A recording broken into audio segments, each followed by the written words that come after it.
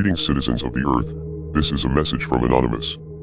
This transmission is to inform you about the ongoing struggle against oppression in Colombia, and our operations in the region to help the activists on the ground.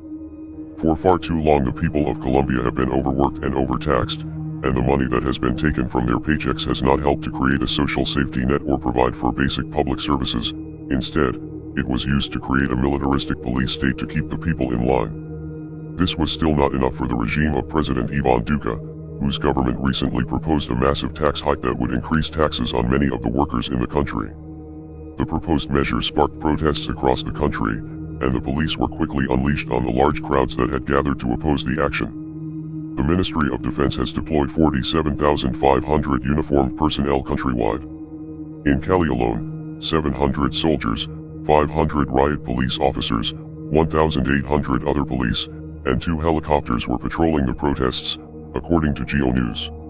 The Office of the UN High Commissioner for Human Rights voiced profound shock on Tuesday at a clash in Cali where police reportedly opened fire on demonstrators, killing and injuring several people. At least 19 protesters have been reported dead after the confrontation with police.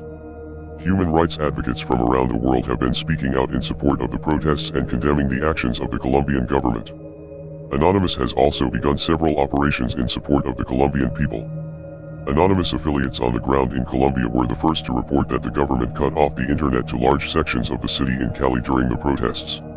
The Twitter page for Anonymous Op Colombia has been publishing a steady flow of video evidence, showing blatant police brutality and murder against peaceful protesters.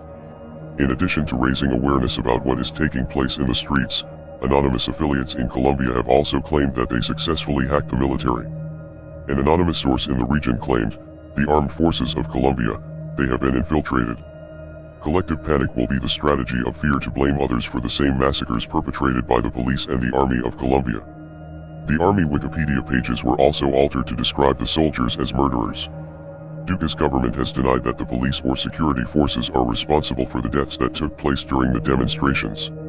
Instead, Duque blamed the murders on armed protesters who he claimed had infiltrated the protests to cause chaos. Likewise, Defense Minister Diego Molano said the violence was systematic, premeditated and financed by criminal organizations.